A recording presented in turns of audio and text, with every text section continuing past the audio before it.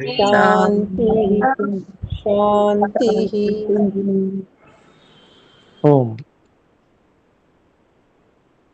आज के दिन हम आजीवन स्वस्थ कैसे रहें इस विषय में बात करते हैं, और इस विषय में हम आयुर्वेद के अनुसार कुछ रोग, उनके लक्षण, उनके होने से पहले क्या लक्षण प्रकट होते हैं, वो रोग क्यों होते हैं, रोग होने के क्या क्या कारण हैं, और सामान्य रूप से आयुर्वेद के अनुसार उनकी क्या चिकित्सा है, इस विषय में हम बात कर रहे हैं। और अभी तक हमने प्रमेह इस रोग के विषय में एक सामान्य जानकारी प्राप्त करने का प्रयास किया कि किन कारणों से एक रोग होता है और क्या लक्षण प्रकट होते हैं होने से पहले, फिर रोग के क्या लक्षण हैं,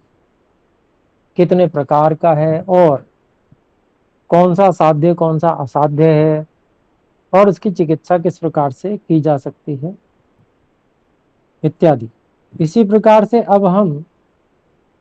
जो चर्म रोग हैं, किसी भी प्रकार का चर्म रोग है, उसके विषय में यहाँ पर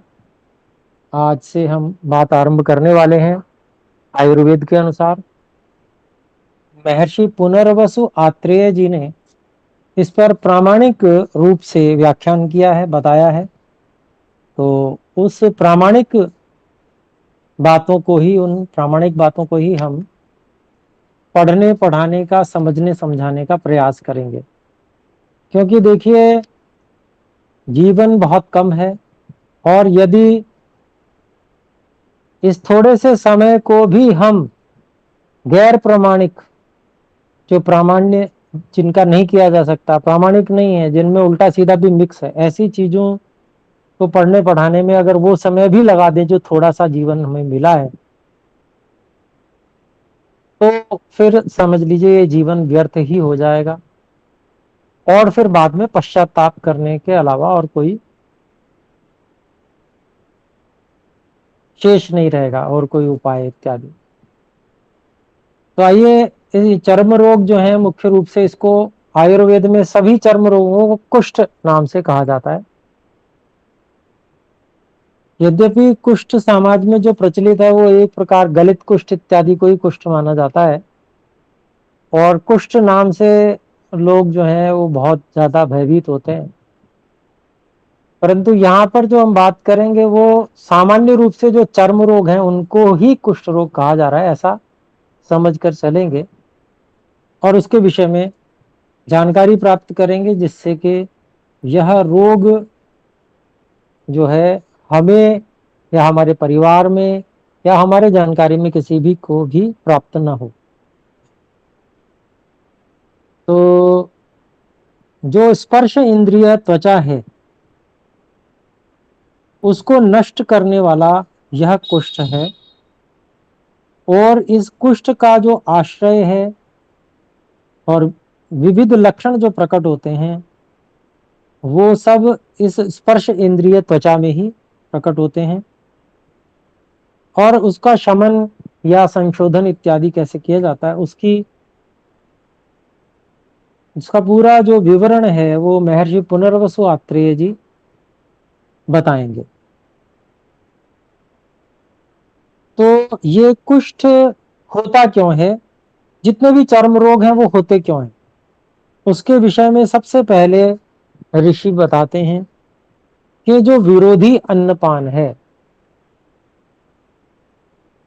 तो विरोधी अन्नपान सामान्य रूप से लोक में कुछ चीजों के लिए प्रचलित है, कि जैसे दूध के साथ खट्टी चीजों का खाना,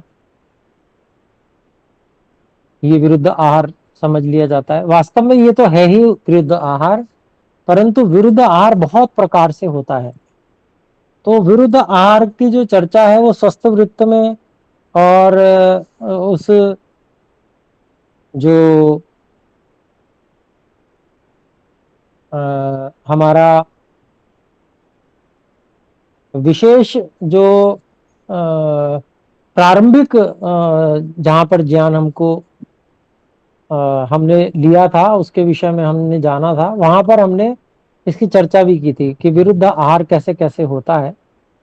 तो अभी उसके विस्तार में ना जाते हुए थोड़ा बहुत ही उसको यहाँ लेंगे, और फिर से जब हम आयुर्वेद को फिर से आगे शुरू करेंगे, आगे योजना है कि एक बार इसको पूरा करके और महर्षि पुनर्वसु आत्रेय जी के जो बनाए हुए श्लोक हैं संस्कृत भाग सहित उसको हम पढ़ें,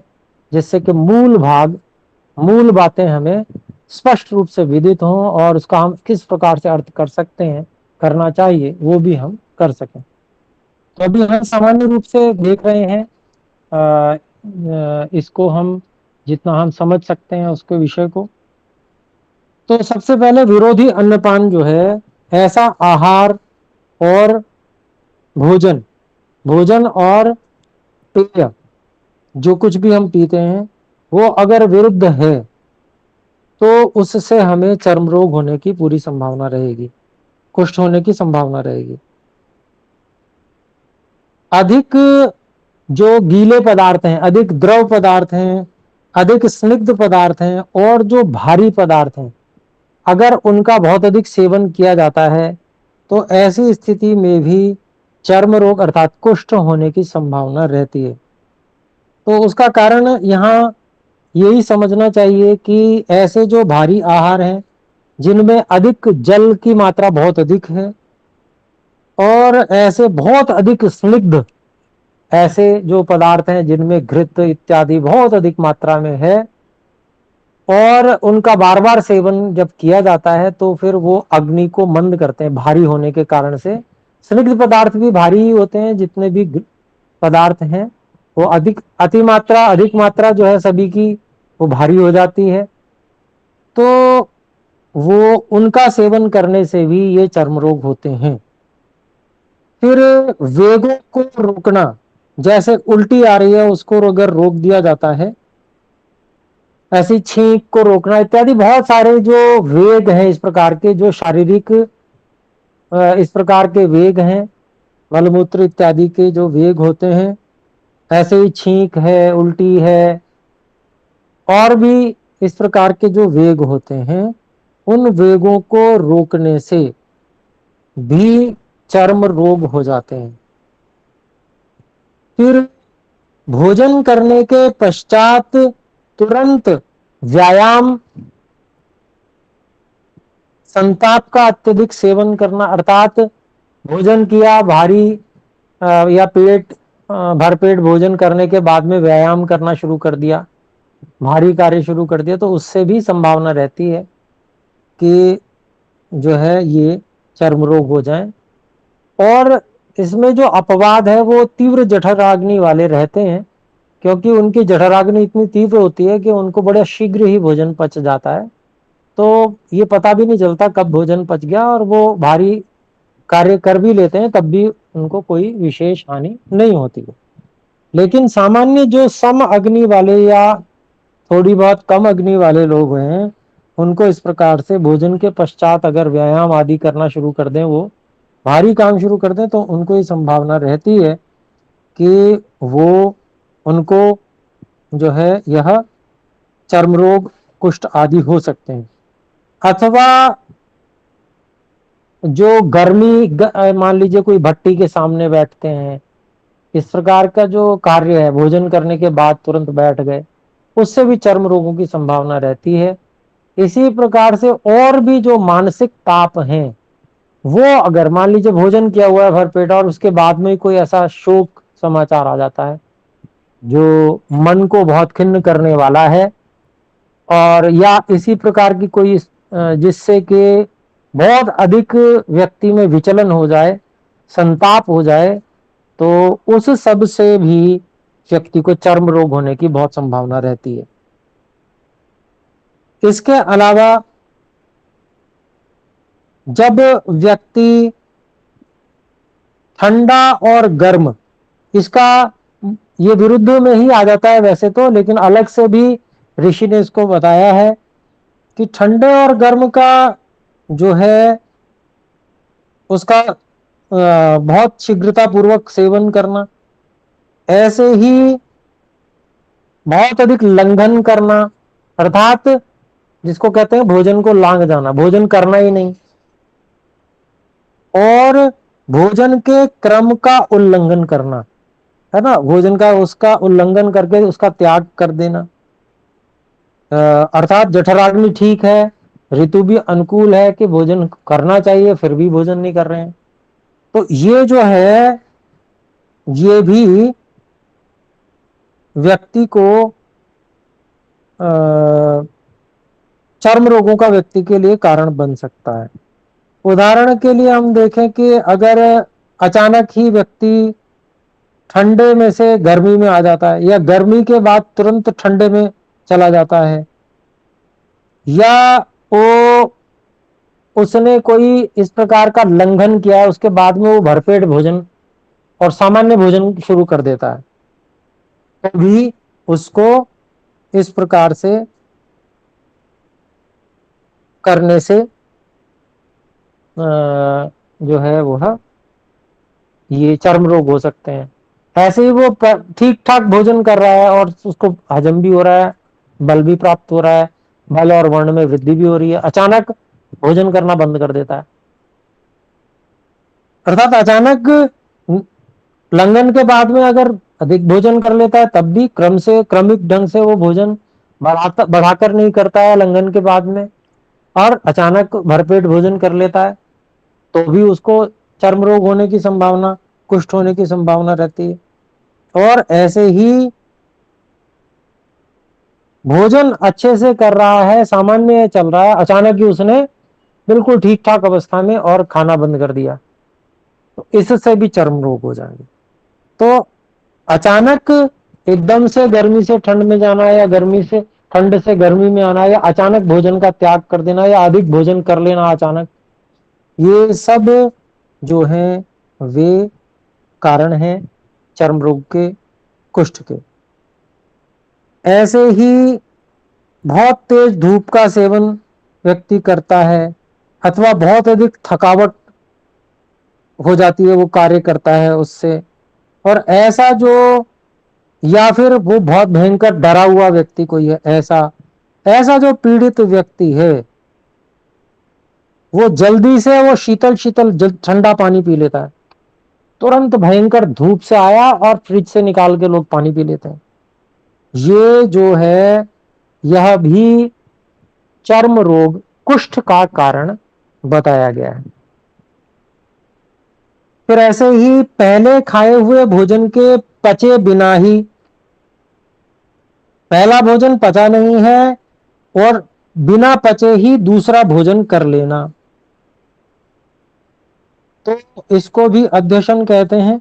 और ऐसा करने पर भी व्यक्ति को कुष्ठ और चर्म रोग, मतलब अजीर्ण तो हो ही जाएगा उसको, लेकिन उसका परिणाम भयानक इतना होगा आम दोष के कारण से कि उसको चर्म रोग भी हो जाएंगे। फिर अगर पंचकर्म कोई करा रहा है और वो यथाविधि पंचकर्म नहीं करा पाता, वैद्य पे श्रद्धा नहीं है, बीच में से उठ के भाग जाता है, तो वो उसका यथाविधि पंचकर्म नहीं हुआ, उसमें पंचकर्म में जो हित सेवन है अथवा जो अहित है उसका सेवन न करना, पथ्य अपथ्य जो होता है ना, इन सब का जब वह पालन नहीं करता है कोई व्यक्ति, उसको भी कुष्ठ और चर्म रोग हो जाएंगे। ऐसे ही नया अन्न बहुत मात्रा में व्यक्ति खाता है, अन्न को पुराना करके खाने का विधान किया गया है, क्योंकि पुराना अन्न हल्का हो जाता है, 1 साल रखा हुआ, 2 साल रखा हुआ जो अन्न है उसका सेवन करना चाहिए। लेकिन कोई व्यक्ति, और जठराग्नि बहुत प्रबल नहीं है, जिसकी जठराग्नि बहुत प्रबल है उसको तो कोई फर्क नहीं पड़ेगा, उसको तो बल्कि देना ही नया अन्न चाहिए, क्योंकि उसकी तीव्र अग्नि नए अन्न को ही बचा पाएगी, नहीं तो पुराना अन्न तो उसको ऐसे उड़ जाएगा बिल्कुल। तो सामान्य व्यक्ति जो है वो नए अन्न का सेवन करता है, तो भी उसको चर्म रोग की संभावना हो जाएगी। ऐसे ही दही के साथ मछली, नमक या खट्टे के का अत्यधिक सेवन करना, ये दोनों अलग अलग कारण हैं। दही और मछली का सेवन करना, नमक और खट्टे का अत्यधिक सेवन करना। तो ऐसे ही नए जो अन्न है, नए शाली धान्य है, चावल है ना, उनका सेवन करना, ये सब जो है अति सेवन करने से व्यक्ति को चर्म रोग हो जाएंगे, होने की संभावना पूरी रहती है। ऐसे ही उड़द की दाल के साथ मूली, पिष्टान्न है, चावल का आटा है या मैदा है, उससे बने हुए जो भक्ष्य पदार्थ हैं उनका बहुत अधिक सेवन करना, है ना, उड़द का बहुत अधिक सेवन करना, ऐसे मूली का भी बहुत अधिक सेवन करना, या उड़द और मूली को साथ में खाना। ऐसे ही जो मैदे टाइप के आहार हैं, तो बहुत जिसको कहते हैं सूक्ष्म करके, और जो इस प्रकार के आहार, आटा का चावल है बहुत सूक्ष्म कर लिया जाता है, मैदा है उससे बहुत अधिक आहार इस प्रकार के करते हैं, तो भी चर्म रोग के होने की संभावना रहती है। गुड़, दूध और तिल मिला के इनका अत्यधिक सेवन करता है व्यक्ति, कभी कभार थोड़ा बहुत कभी कर लिया एक अलग विषय होता है, परंतु लगातार ही किए चले जा रहे हैं, ऐसे व्यक्ति को भी चर्म रोग हो जाएगा। फिर बताते हैं कि भोजन पचा नहीं है, अभी भोजन पच नहीं पाया है, और फिर भी व्यक्ति मैथुन में प्रवृत्त हो जाता है, और अधिकांश में ऐसा ही करता है, तो ऐसे व्यक्ति के भी चर्म रोग हो जाएंगे। जो व्यक्ति दिन में, जिन दिनों सोने का निषेध है, शयन का निषेध है दिन में, अर्थात ग्रीष्म ऋतु मुख्य रूप से है, तो उसमें दिन में सोने का विधान है कि भाई उसमें दिन में भयंकर गर्मी होती है, तो दिन में शयन का विधान है कि भाई उनमें सो सकते हैं, वो भी बहुत ज्यादा नहीं। लेकिन अन्य ऋतुओं में दिन में शयन का विधान नहीं है, निषेध है, लेकिन व्यक्ति हमेशा दिन में सोता है, तो ऐसे व्यक्ति को भी चर्म रोग हो जाएंगे, कुष्ठ इत्यादि हो जाएंगे। फिर एक जो विशेष कारण बताया है, जो व्यक्ति ब्राह्मण, गुरुओं, जो विद्वान वेदों के होते हैं, ऐसे लोगों का जो तिरस्कार करता है, यहां ब्राह्मण का अर्थ सामान्य जो जन्म से ब्राह्मण है उनका ग्रहण नहीं किया जाएगा, जो वास्तव में ब्राह्मण है, चारों वेदों के विद्वान है, ऐसे ही जो गुरुजन हैं उनका जो तिरस्कार करता है, और अन्य प्रकार के जो पाप आचरण करता है, उसके लिए भी यहां पर बताया गया है कि उसको भी चर्म रोग हो जाते हैं, अर्थात कुष्ठ इत्यादि हो जाते हैं। तो ये भी एक आध बार किया तो भाई थोड़ा कर्म हुआ, और बाद में पश्चाताप हो गया, उसे प्रायश्चित कर लिया, तो मान लीजिए अभी नहीं मिलेगा फल, फिर अगले जन्म में कभी मिलेगा। लेकिन जो लगातार ही ये कार्य करता जा रहा है, तिरस्कार करता ही जा रहा है, करता ही जा रहा है, बस उसका समझ लीजिए वो शीघ्र ही उसको ये चर्म रोग, कुष्ठ इत्यादि हो जाएंगे। तो ये सब जो कारण है, ये इन कारणों का निरंतर जो सेवन करता है, तो उसके वात आदि तीनों दोष दुष्ट होकर त्वचा, रक्त, मांस और जो अंबु अर्थात शरीर में जिसको लसिका बोलते हैं, है ना, उसको दूषित कर देते हैं। ये सब जो गलत आहार विहार है, ये सब उस व्यक्ति की त्वचा, रक्त और मांस, और जो लसिका भाग है, अंबु कहा गया है यहाँ पे, उसको ये दूषित कर देते हैं, और वो दूषित हो जाते हैं तो चर्म रोग उसके कारण से व्यक्ति को हो जाता है। तो ये जो है बहुत सारे कारण यहाँ पर गिनाए गए हैं। दोषों द्वारा दूषों के दूषित होने पर 7 महाकुष्ठ और 11 क्षुद्र कुष्ठ उत्पन्न हो जाते हैं। महाकुष्ठ है जो भयंकर रोग है, उसमें गलित इत्यादि भी है, और क्षुद्र कुष्ठ जो है वो 11 प्रकार के हैं, जैसे दाद है, खाज है इत्यादि, है ना, इसको विचर्चिका इत्यादि संस्कृत नाम है, वो आगे हम अभी देखेंगे। तो इस प्रकार के ये 7 महाकुष्ठ और 11 प्रकार के क्षुद्र कुष्ठ ऐसे लोगों को हो जाते हैं, क्योंकि इस प्रकार के जो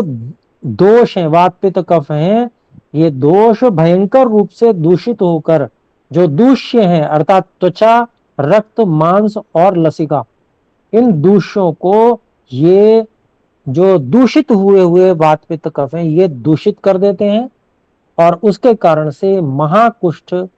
7 प्रकार के और क्षुद्र क्षुद्र कुष्ठ 11 प्रकार के उत्पन्न होते हैं।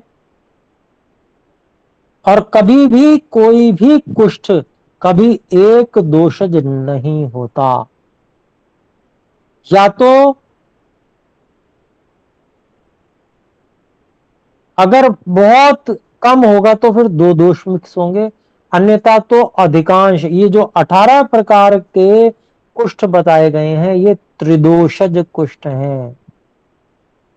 तीनों दोषों के कारण से होते हैं, इसलिए कष्ट साध्य भी होते हैं। तो अभी यहां पर हम इतना ही रखते हैं, समय हो चुका है। तो ये जो कारण बताए हैं महर्षि पुनर्वसु आत्रेय जी ने, बिल्कुल ये कारण जो है उचित कारण है, और इन कारणों पर ध्यान देना चाहिए अपने लोगों को, जिससे कि यह रोग,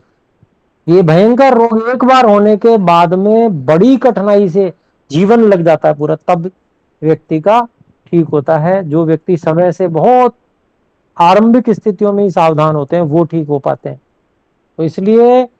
ये जान लेना कि कारण क्या है, यही सबसे बड़ा इसको इससे बचने का उपाय है सबसे पहले।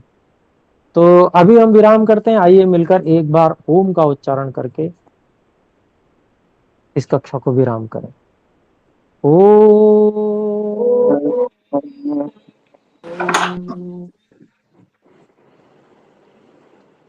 सभी को सादर नमस्ते। नमस्ते।